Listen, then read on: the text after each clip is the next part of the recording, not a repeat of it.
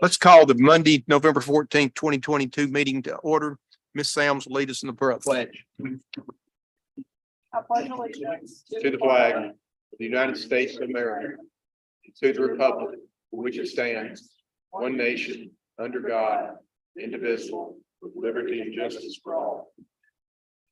The agenda is before you. Any changes, additions, deletions? motion to approve. Motion by Ms. Sams, to do a second. Second by Mr. Goodlet. All in favor, say aye. Aye. All opposed, like sign. Next is public hearing. Cindy?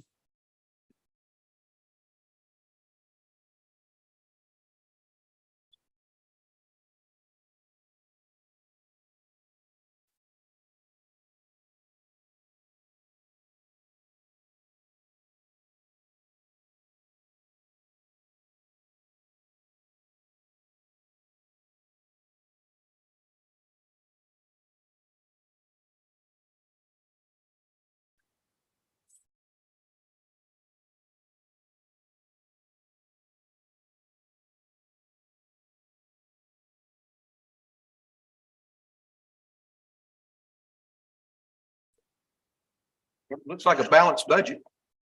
Balanced.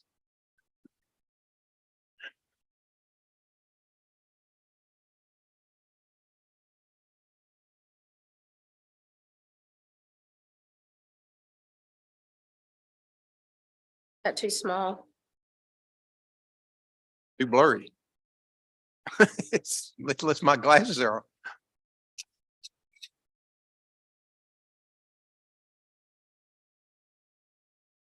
There you go.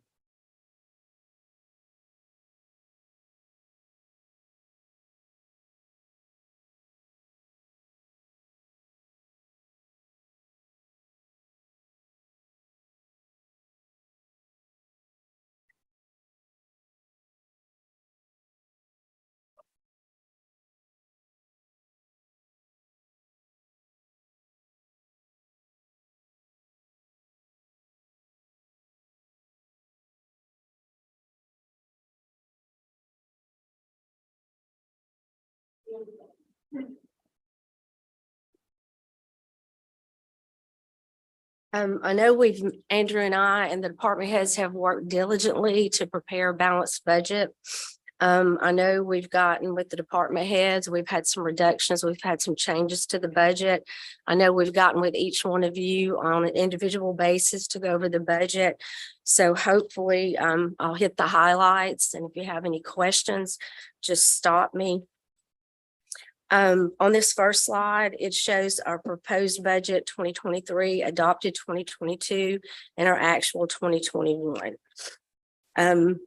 Revenues and other financing sources and expenditures and other financing uses are expected to be $40,090,835,000. This budget is $3,995,015 less than the 2022 budget. Proposed revenues are $27.9 million, which is an increase of $3 million from the prior year. When we were determining our revenues, we anticipate that the tax bills, we're going to have a $1.6 million in delinquent collections, which we normally don't have. But we're estimating, since tax bills are going to be sent out late, that we will have additional revenue showing up in 2023 that would have normally shown up in 2022. We anticipate a slight increase in our property tax revenues next year based on the reassessments that we saw from the tax assessor's office.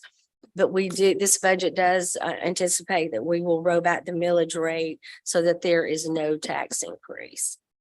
We are anticipating increases in sales tax, TAVT, franchise fees, and income totaling an additional $1.5 million, and that's based on our collections in 2022.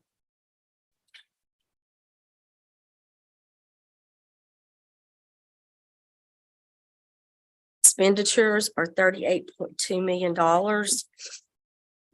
and is an increase of $1.6 million from the prior year.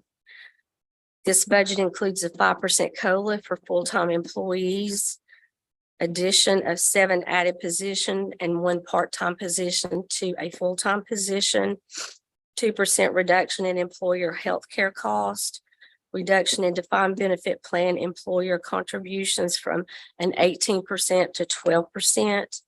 Utility costs are expected to increase 25% when you compare our 2022 budget to our 2023 budget.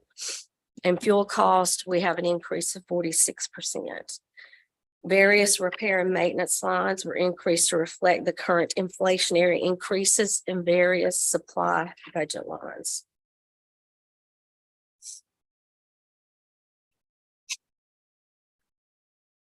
Proposed other financing sources this year is at $12.2 million, which is a decrease of $7 million from the prior year.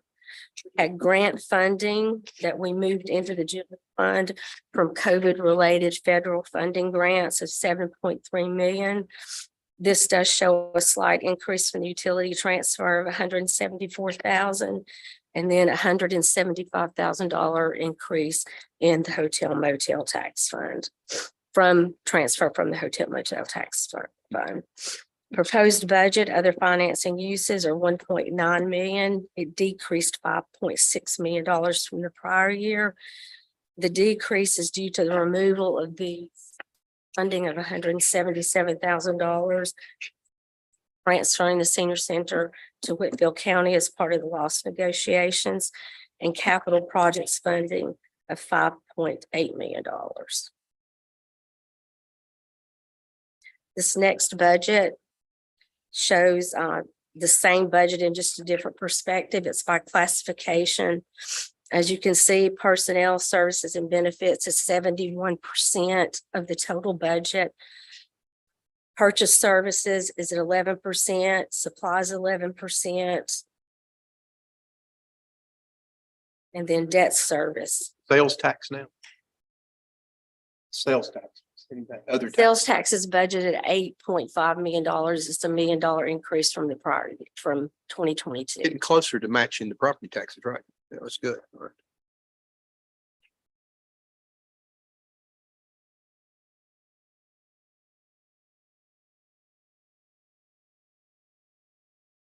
Utility transfer continues to be our largest source of revenue at $11.5 million or 29% of total revenue. Property tax revenue is at $9.3 million. As I stated, as I said earlier, it's overstated because of the tax revenue that's going to be probably, like I said, it's just an estimate, but probably collected in 2023 for 2022 tax revenue. Subtracted that out, the property taxes would be 8.1 million, which means sales taxes has eclipsed that now. Yeah, Yeah, first year. good.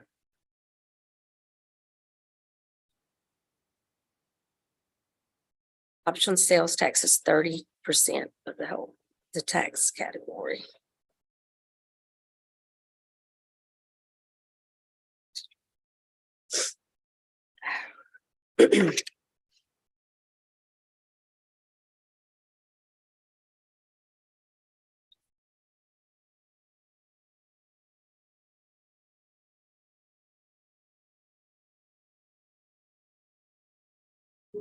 Our expenditures by legal level of control, which is what we adopt the budget at per Georgia code. Public safety represents 51% of the total budget or $20.3 million. Public works represents 21% at $8.6 million, and recreation represents 10% at $3.8 million.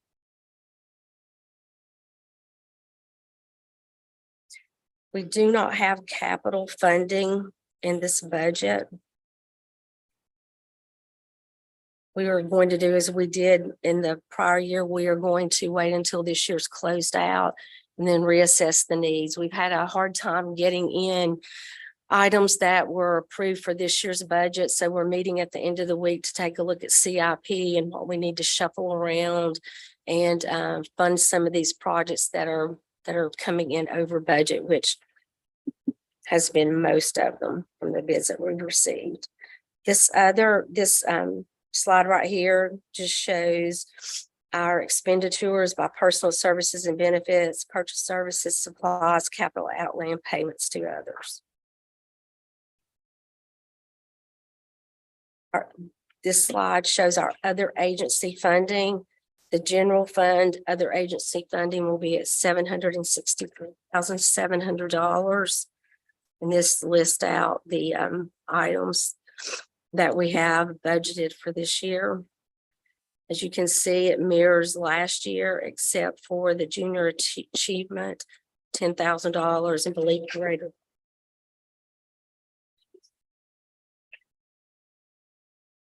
Funding from the hotel motel.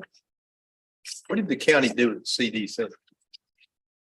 I have not heard what the fund, they are supposed to fund them at $80,000 this year. I have not seen their budget.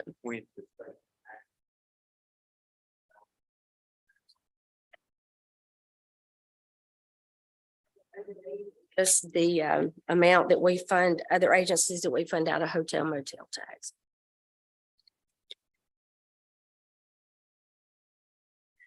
When we started 2022, we had a fund balance of $28.1 million. Excuse me, of which 27.7 was unrestricted. Right now, we're currently assessing our 2022 position. Revenues are really good. Our expenditures, it looks like we're not going to have budget amendments to cover the fuel and the utility overage. It looks like we're going to have enough lapsed positions or unfilled positions. But by the finance committee meeting on Thursday, I expect to have a projection together for you. Our fund balance policy minimum reserve based on this budget will be at $10 million. Some of the things facing us that we've got to look at in consideration of our fund balance is the absence of a citywide facility maintenance plan. I know we're working to try to put something together. Capital projects have consistently exceeded estimated costs as we've gotten the bids in this year. Our defined benefit pension plan through October had lost $57 million in market unrealized market losses from the pension assets. Our net OPEB life $7 million. Net OPEB liability is at $24 million, our last valuation, and the city's general fund part is approximately $10.3 million.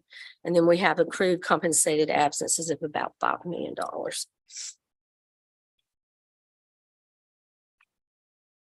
This next budget is our debt service fund. Most of the debt service fund is administered through transfers from the general fund. So we will be transferring in $1.2 million to cover our debt service for 2023. We have public works paving that will be paid out of the 2020 SPLOST capital projects fund. And we will be moving our LMIG and our $200,000 from Whitfield County into the fund to help subsidize the our budgets for our hotel motel tax, our confiscated asset fund, our economic development fund. And if you'll notice our economic development fund, we have budgeted to spend more money this year for the projects, the aquatic center that's been funded through the economic development fund, and we have not. So we will be shoving that over into, it's not new expenditures, it's just our CDBG funding and our airport grants. And that is all I have. Do you have any questions? Motel taxes, that's a record. Sometime this year, what we're gonna collect this year, is that a record? No? Yeah, I believe so. Yeah, we're on track to. I've bumped it up a little bit for next year, but not a whole lot. When are we gonna act on this? Yes, regular scheduled council meeting. If not, we'll move to public commentary. Al? I'm gonna close it. There a motion to close the public hearing. Motion by Ms. Sams. Thank you, Mr. Goodlett. All in favor, say aye. Aye. Opposed, like sign. Allison, you come to complain about something?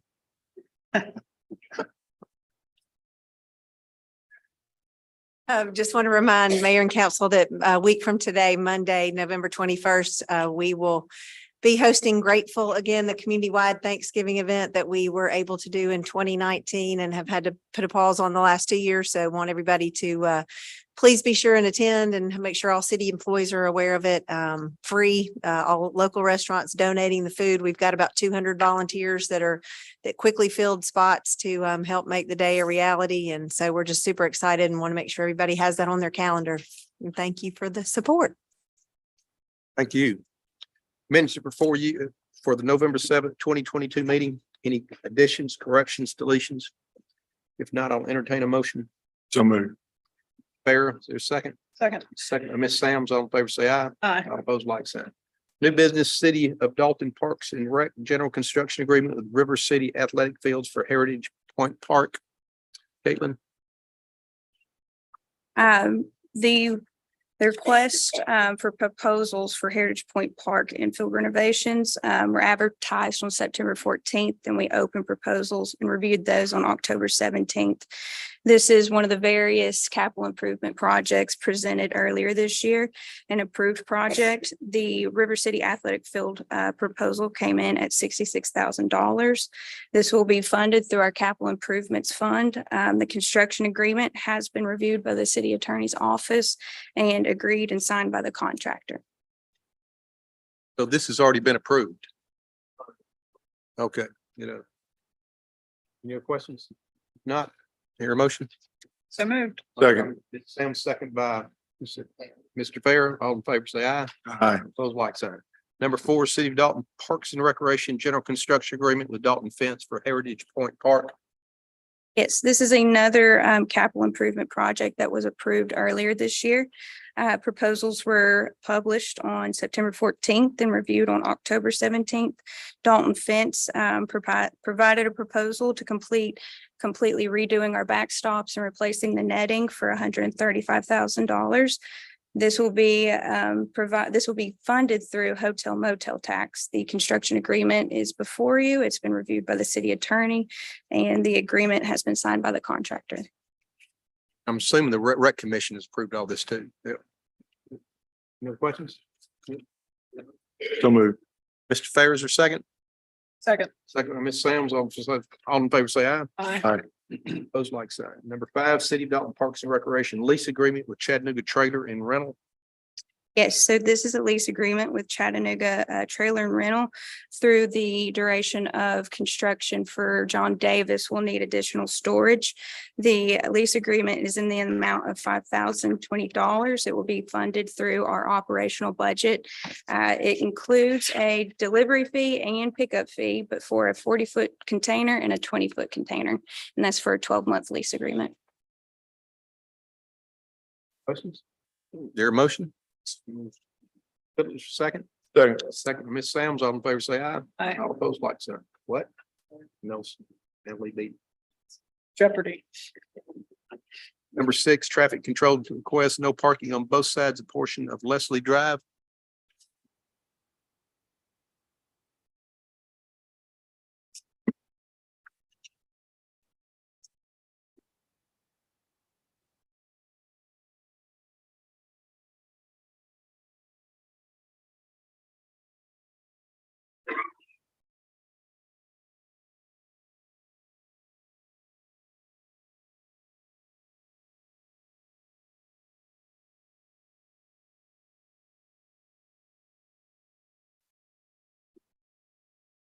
Thank you, Mayor and Council. The 2 traffic control changes are both correlated to the same traffic study. So I'm going to just open by giving you a background to our process through this traffic study and both these requests, and then get into how each one are tied to it specifically. So a few months ago, a resident who lived on Leslie Drive his vehicle was struck by a vehicle that was traveling on Leslie Drive when he was pulling out of his residential driveway, and asked for the city to look into to assess existing conditions and how we could potentially improve safety on Leslie Drive. From there, we did an initial assessment. Problem with on Leslie Drive is just to the just at the location of Jennifer Court intersection of Jennifer Court and Leslie Drive. There's a vertical crest and quite a steep hill going eastbound from there of about 11% grade. Given that, we also pulled traffic data as well as did a traffic study ourselves. And from that traffic study, we found that the 85th vehicle percentile speed traveling eastbound on Leslie Drive was 35 miles an hour. Keep in mind that the posted speed limit is 25 miles an hour through Leslie Drive. Traffic data, historical traffic data. There's been 10 collisions since 2013. 6 occurred with a parked vehicle on the city right of way, on street parking, as well as 4 were intersection related. And from there, based on the constraints of the vertical crest, and the length of that road, there's not an adequate, according to AASHTO design standards, not an adequate length for safe stopping sight distance, as well as braking distance for on-street parking, as well as that grade for vehicles pulling in and out of driveways. Given that steep grade, the sight distance constraints are not conducive for safe on-street parking. And this is further backed up by historical traffic data. We originally put together a proposal for this and provide to the committee for consideration, of which we've been asked to poll the residents to get their opinion on this. So we ended up sending out a letter to survey to all the residents within the subdivision that travel in and on, that both live on Leslie Drive as well as traveling on through Leslie Drive on a daily basis, to provide some feedback and their concerns. The majority of them did express concerns about on-street parking in relating to as well the vehicular speeds, the fast vehicular speeds going through that corridor. We did not have one on the record that was, as of right now, that expressed concerns about maintaining on-street parking itself. There were some requests to potentially look into speed cushions as a means of slowing down traffic, but our speed cushion control and criteria does not allow for implementation on Leslie Drive, just given the steep approach grades, as well as which would affect the sight distance to these said speed cushions. That being said, we put together a revised proposal based on the community feedback, which is attached in the visual on page 88 of your agenda packet, to incorporate no parking on both sides of a portion of Leslie Drive from the intersection of Abutment Road, approximately 1,025 linear feet eastward, to address both the site constraints, as well as backed up by historical traffic data, specifically. What page number? That would be page 88.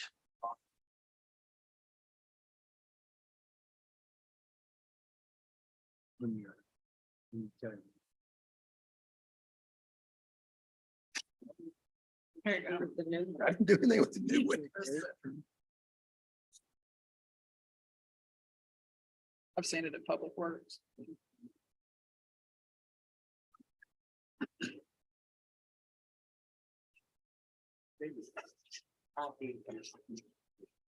Okay, go ahead. So the proposal is to incorporate no parking on both sides of Leslie Drive, 1,025 linear feet eastward from the intersection of Abutment Road, which is primarily in the location that has the most occurring traffic incidents with vehicles parked on the road. We're only specifically focused on that corridor. Public Works Committee's approved this? Department and fire department have also been involved. Does everybody on the road already have a driveway? Or does some of them not have driveways? Yes, sir. All residential houses do have driveways on this portion of Leslie. So there just wasn't room in everybody's driveway? That I could not When answer. you went over observed, I mean, were there people that had driveways that were full that just had to park out in the street, or what was the reason for all the street parking? Each house has multiple cars. I'm gonna recuse myself from this one for number 6 and 7. But most houses have multiple cars, and that's what I'm saying. Sure. But every house does have a driveway. Have a driveway. Okay. Mr. Shepherd mentioned part of what the Public Works Committee asked for is a letter to go out to the property owners on the streets that were to be effective, and there were no negative comments from any of the residents about the proposal. Is that correct? Yes, there were no comments expressing concerns about removing on-street parking specifically.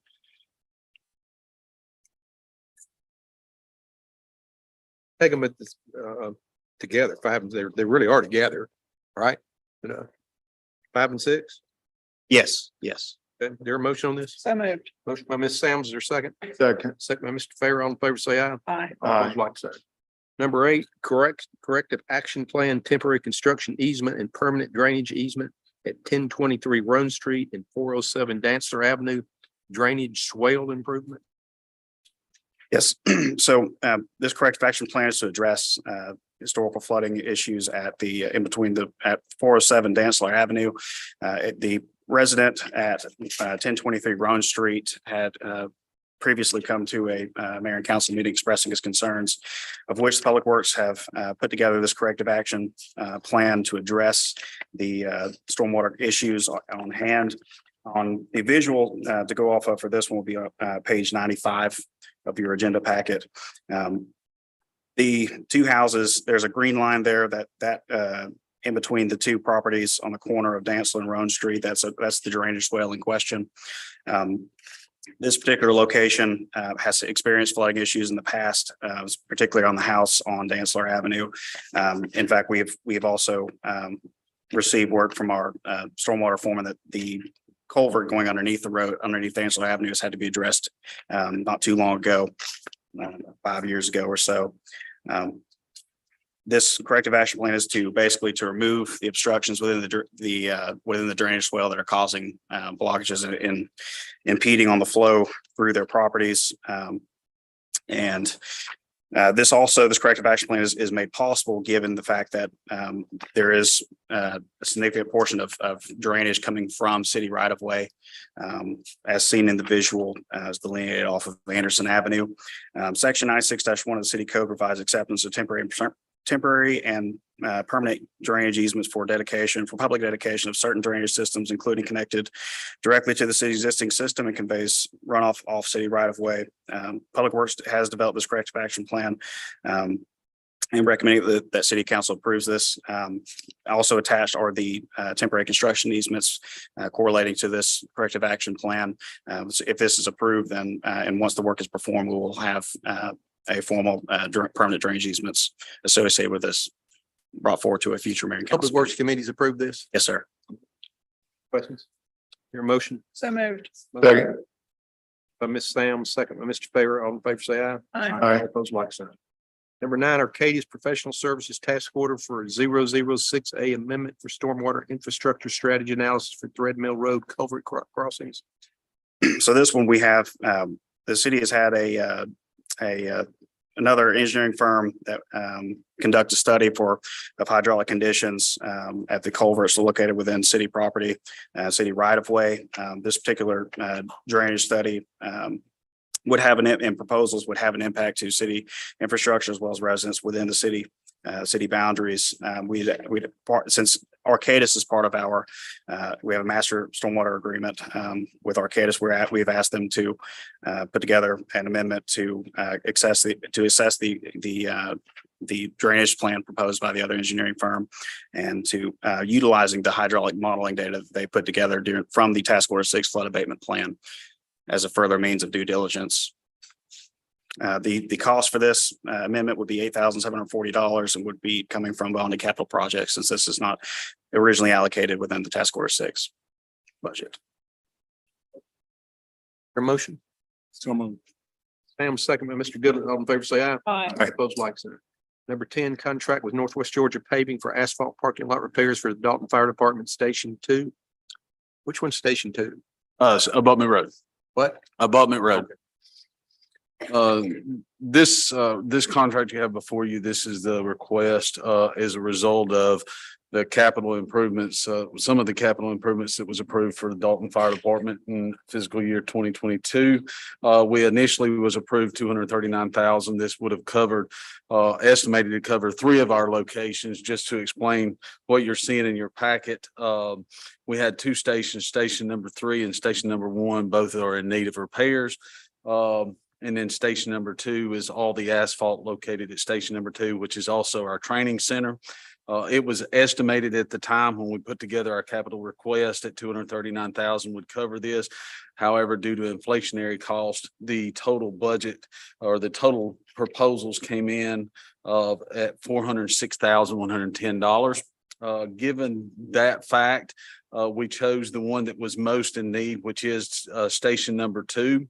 As I said, station number 2 is for replacing all the asphalt. It is beginning to come up and is becoming a danger on our training ground.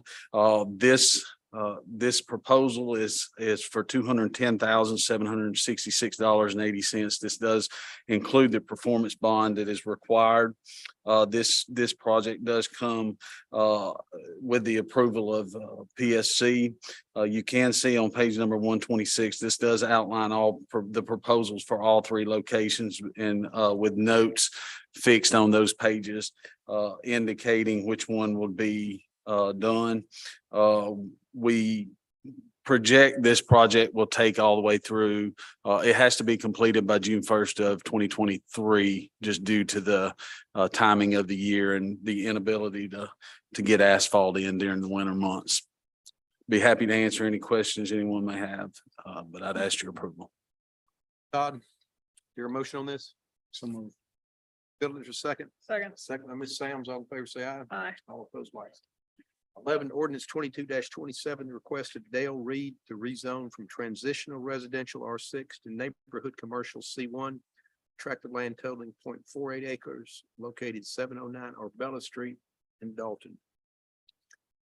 Thank you, Mr. Mayor and Council. Our first rezoning for tonight is, of course, over on Arbella Street. And the request made by Dr. Reed, he's a partner over at AOSM and is interested in future planning and the growth of that particular medical office, and had seen an interest in this property some time ago to purchase it as a future expansion of that AOSM office.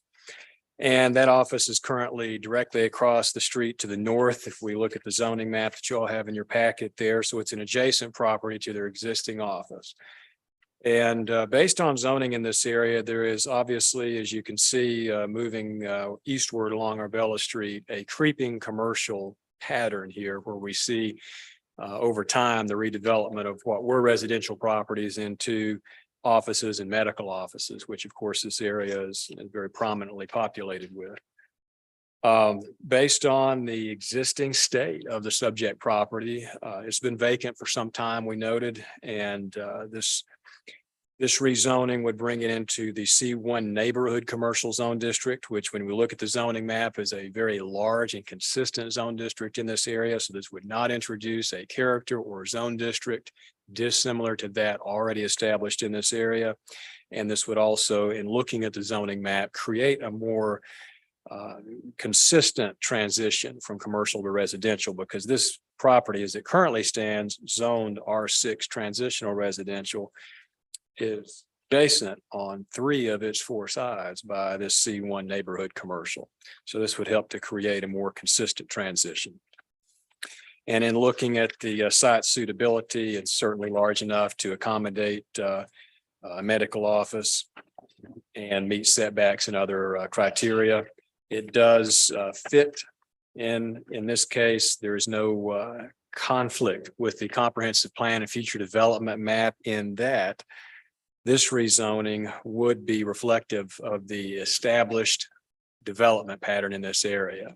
So even though it says suburban neighborhood in the comprehensive plan, the development pattern in this area is certainly not that of a conventional suburban neighborhood scenario where there are multiple commercial businesses already established and functioning.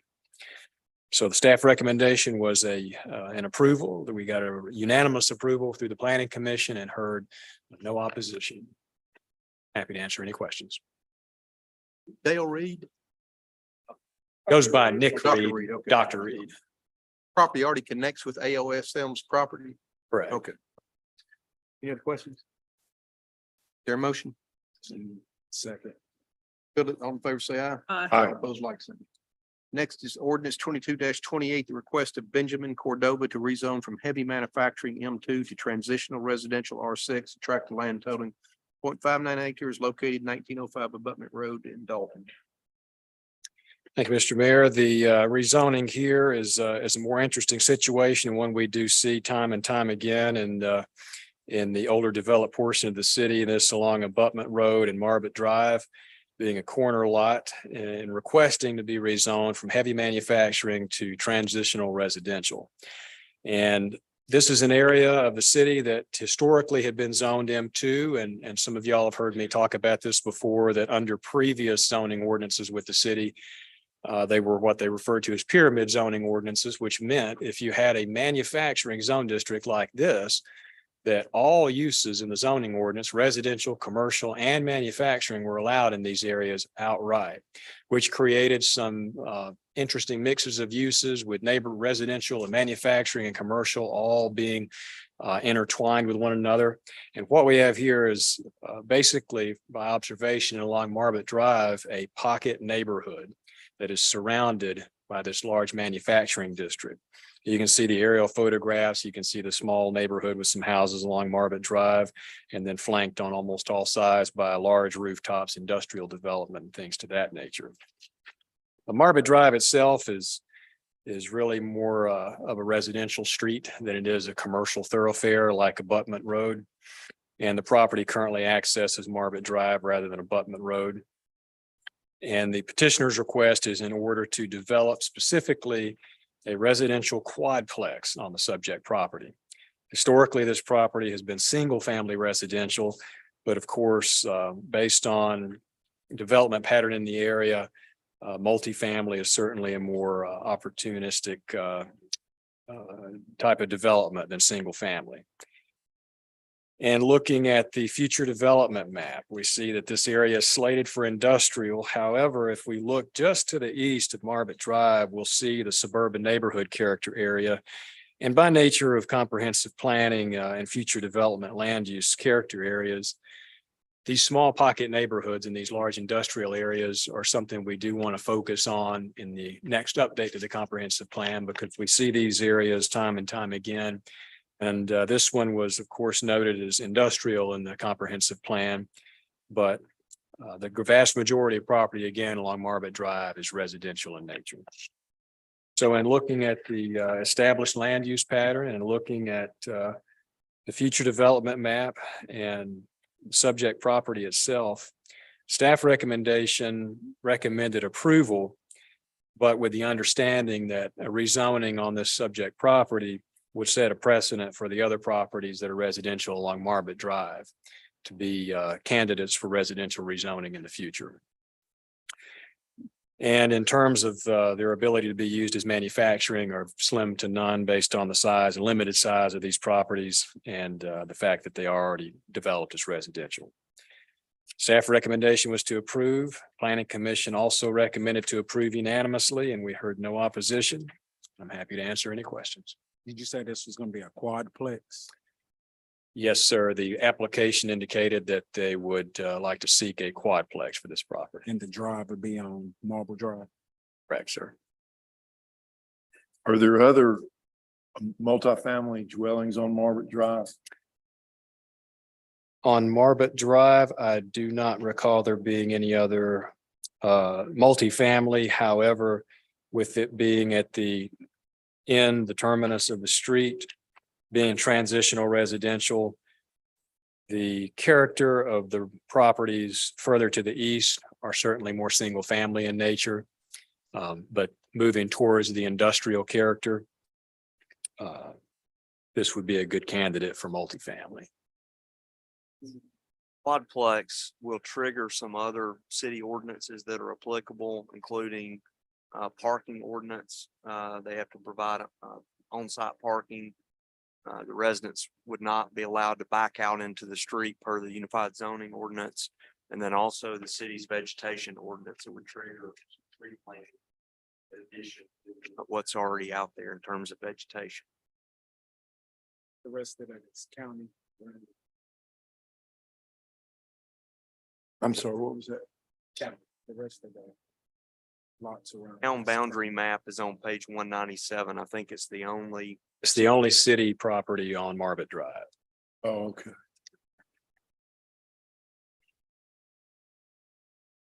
All the blues. Blues City, yeah. Other residents in the neighborhood show up at the public hearing. No, well, none of them spoke at the public hearing in opposition, so they may or may not have been in attendance, but no one None of spoke in them opposition. posted at the public meeting. Correct, sir. Any other questions? Your motion on this? Motion by Mr. Goodland, your second. Second. Okay, second by Ms. Sam's, all in favor, say aye. Aye. All opposed, like sign. 13, ordinance 22-29, the request of David Armstrong to rezone from low-density, single-family residential to transitional residential, attract the land totaling 1.83 acres located at 1103 Walston Avenue in Dalton. Mr. Mayor, this rezoning took quite a bit of thought, given the size of this property and the amount of street frontage along West Wall Street. Wanted to be very careful in the analysis to take all that into consideration, given that this is a significant increase in potential density for this property. But once we got into the analysis, the petitioner's plans, and speaking with the staff with the city, that the issues here could be addressed, and the likelihood of full development of this property is extremely unlikely due to topography, limited sight distance along West Wall Street, and things to that nature. The petitioner's plan is shown. I'm not sure what page it will be on your handouts, but the last page in the staff analysis in the presentation does show a crude site plan for this property, showing a triplex proposed and parking lot accessing Walston Street. Page 213 in your packet. And this triplex would be facing east, accessing Walston Avenue, excuse me. And that would be adjacent to the Ridge Apartments on top of the hill, which you can see the large property, which is the dark blue color, and that being the R7 High Density Residential Zone District. The petitioner is requesting the R6 Transitional Residential Zone District, of which the most intensive use of this property, or any property zoned R6, could be a quadplex. You can't build apartments and things of that nature. Quadplex is the largest, most dense type of residential you can build in R6. So this would transition from that R7 into the R2. When we look at the properties adjacent all around this property, they are zoned R2. But like the subject property, essentially all adjacent properties zoned R2 surrounding the subject property have the similar issues of topography, as well as limited sight distance for accessibility along West Wall Street, limiting development potential of these properties pretty significantly. Thing that separates the subject property and the ability to have the potential to be developed in a prudent fashion is the fact that it does have access, and an already existing street access to Walston Avenue on that eastern boundary. And when we take a look at the aerial photographs in your package, you'll also see the existing development. All adjacent properties zoned R2 is undeveloped. You'll see a significant amount of tree cover and mature tree cover and vegetation around this area, creating a very strong buffer between this property and properties zoned R2 and developed for single family residential use. And you'll even note that the large property to the north of the subject property in the corner along Walston Avenue is zoned R2, but is actually belongs to the Stone Ridge Apartments, which is the high density apartment complex across Walston Avenue to the east. And of course, being familiar with this area, just to the west, we see a number of multifamily developments in the immediate vicinity. So this rezoning would not introduce a character to this area that does not already exist and has been well established. Because of the separation of this property from other properties that are single family residential properties with adequate buffer, staff do not anticipate this having a negative impact on the values of those single family detached properties. And of course, with this property being adjacent to R2, buffer would be required on the subject property as well. which could consist of the existing vegetation that's already there. And in looking at the comprehensive plan, we'll note this area is in the suburban neighborhood character area. And again, because of the established development pattern of this area, multifamily has existed for quite some time with no obvious negative effects stipending any other residential development. So staff do not anticipate any conflict here from the comprehensive plan's future development map. In the public hearing, we heard no negative, no opposition remarks from any of the adjacent property owners. And the staff recommendation was to approve, as well as the planning commission's recommendation to approve unanimously. One condition that may be considered that was brought up by city staff was to pose a condition on this property, just as out of an abundance of caution, to condition this property to be limited only to access along Walston Avenue, just to preempt any future development from accessing West Wall Street. That's something we can notate on the zoning map and in our records that will be easily found in the future should anyone attempt further development of this property beyond what the petitioner is proposing. So to the very north of this parcel, is there a part that's kind of landlocked there? Yes, there's a small tract, a tax parcel that is landlocked. Yes, ma'am, you're correct. Is that owned by the same people or is? Not My so. recollection of that, if you look on page 211, you can see that the house, the structure just north of that subject landlocked parcel encroaches into the parcel. Yeah. So I suspect it is related to that issue, so that the structure is not located, across the parcel line. I suspect it had to do with that. Or does the developer want to eventually, so to the northwest of where the drawing is of where the structure is going to go, are they going to develop that part? They indicated absolutely no interest in that piece of this property, again, due to there's some pretty significant topography. There's some easements that travel through that property or that portion of the property as well. And utility easements, as well as issues with accessibility, being able to get permitted for street access at that point would be very Yeah, difficult.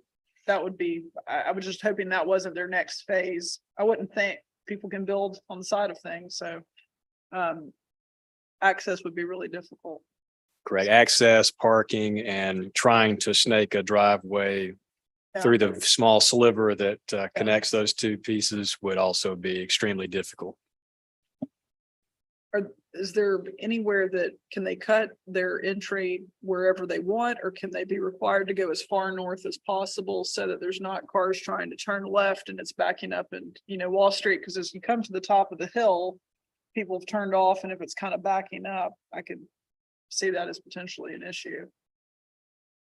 We have a internal driveway permitting process where all of that would be evaluated, and some existing policy as it relates to placement of a driveway in proximity to an intersection. So I think that would be addressed through the curb cut permit through Public Works. But as Ethan said, that staff has already evaluated, there's not sufficient sight distance along Wall Street to permit a driveway due to the limited sight visibility caused by that hill.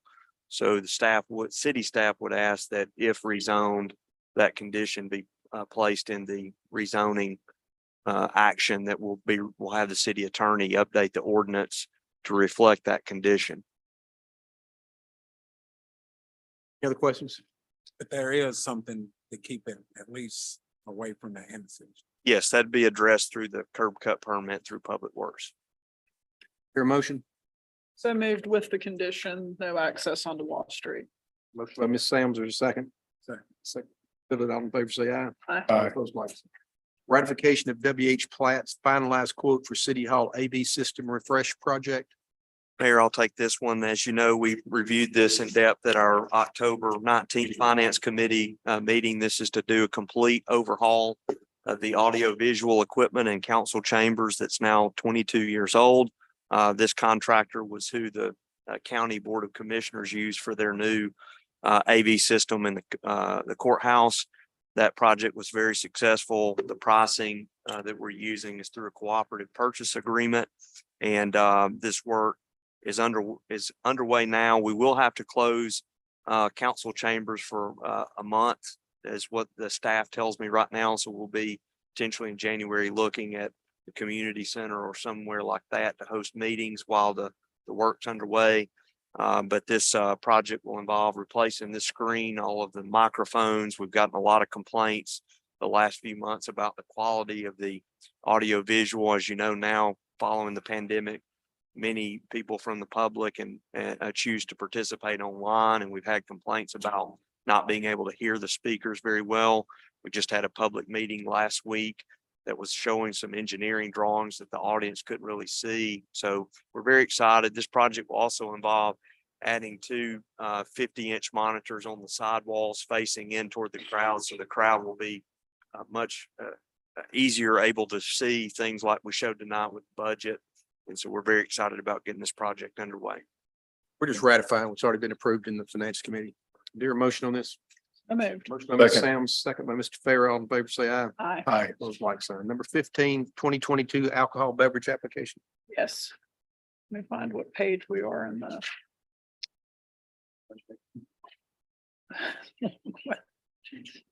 220. I was off by one. Okay. Is there a representative from Smile Food here this evening? Hi, good evening. Can you come forward, please, ma'am? This is a new license for the sale of packaged beer, packaged wine at a convenience store or gas station. The location is 400 North Glenwood Avenue. And the business owner is Smiles Glenwood Inc., doing business as Smiles Food. Are you familiar with our alcohol laws? And that I would always like to reiterate that we take the sell to minors very, very seriously. And do you have any questions for us? Okay, well, thank you for doing business in the city of Dalton. We're glad that you're here, and I would like to put that in the form of a motion to approve. Motion by Ms. Sam's, there's a second. Second. Second by Mr. Farrell. All in favor, say aye. Aye. All opposed, like sign. Thank you for coming tonight. Tree board appointments, and to do all these at one time, unless somebody objects to one of them. Reappointment of Rita Norville for 3-year term to expire 12/31/25. Reappointment of Melvin Purvis for a 3-year term to expire 12/31/25. Appointment of Anna Verhoff for 3-year term to expire 12/31/25. The current member is David Potts. Appointment of Robin Hasselberg for unexpired 3-year term to expire 12/31/23. Current member is Diane Atkins. There a motion on this? Motion by Mr. Goodler, second. Second. Sam's, all in favor, say aye. Aye. I oppose, like sign. There being no supplemental business, I'll entertain a motion. We adjourn. So moved. Adjourned. Hey, Bernadette, I did my homework. That should make me come